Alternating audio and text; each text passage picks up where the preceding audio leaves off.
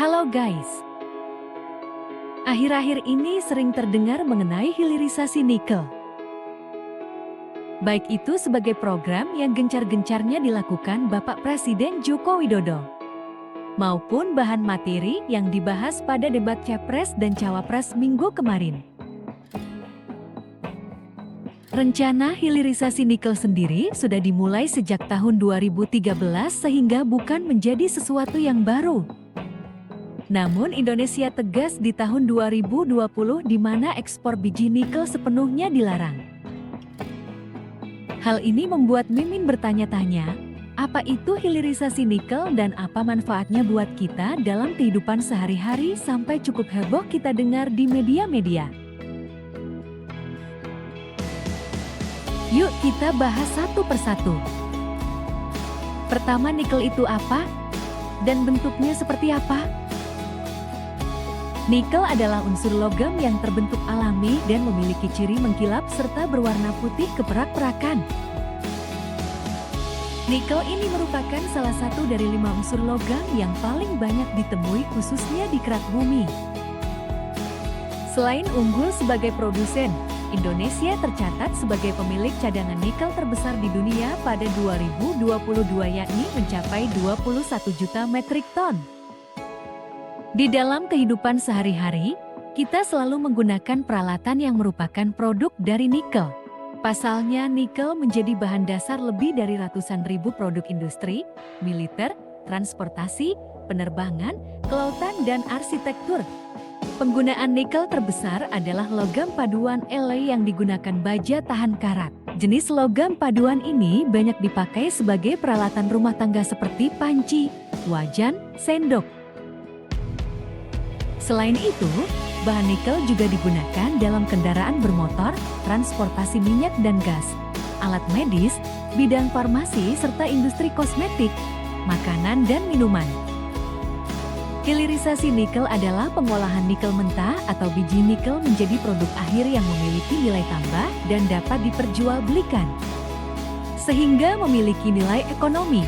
Dorongan hilirisasi nikel sejalan dengan pembatasan ekspor komoditas tersebut.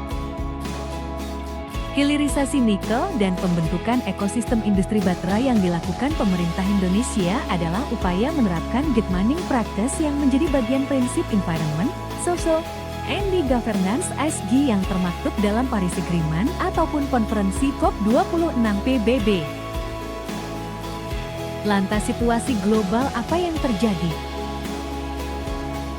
Harga nikel global terpantau turun hingga 42%. Menurut Tong Lembong, hilirisasi nikel Indonesia menjadi faktor harga nikel turun dalam 12 bulan terakhir. Hal ini diakibatkan oleh oversupply oleh gencarnya pembangunan smelter-smelter di Indonesia tanpa melihat permintaan pasar global. IMF sendiri meminta pemerintah Indonesia menghapus kebijakan pembatasan ekspor nikel secara bertahap agar negara tak dirugikan di masa mendatang. Permintaan itu terdapat dalam dokumen IMF Executive Board Conclude Desember tahun 2023 artikel keempat Consultation with Indonesia. Menurut IMF, hilirisasi utamanya untuk nikel selayaknya berdasar hasil analisis biaya dan manfaat lebih lanjut. Kebijakan hilirisasi menurut IMF harus menghitung dampak potensi kehilangan pendapatan Indonesia dan juga wilayah lain. Ada pula ungkapan sejumlah pihak, hilirisasi nikel hanya menguntungkan Cina saja. Menurut sejumlah pihak pro hilirisasi nikel, negara-negara barat dan sejumlah pihak memiliki kepentingan ekonomi politik global karena tidak menyetujui adanya program hilirisasi nikel. Menurut Presiden Joko Widodo, kebijakan hilirisasi membuat keuntungan bagi kita. Di antaranya lapangan pekerjaan di dalam negeri semakin terbuka. Tak hanya itu, ia juga mengatakan negara mendapatkan berbagai komponen pajak dari hilirisasi nikel hingga royalti. Setelah hilirisasi lapangan kerja terbuka di dalam negeri, nikel itu sekali lagi dapat PPN, dapat PPH perusahaan, PPH karyawan, dapat royalti, dapat penerimaan negara bukan pajak, dapat bea ekspor, dapat banyak sekali, pungkasnya. Ia menegaskan kebijakan hilirisasi barang mentah harus dilakukan saat ini. Baginya, Upaya hilirisasi sebagai sebuah kemajuan lantaran sudah 400 tahun sejak zaman VOC Indonesia selalu mengekspor barang mentah ke luar negeri. Alhasil, pendapatan yang diterima negara pun sedikit.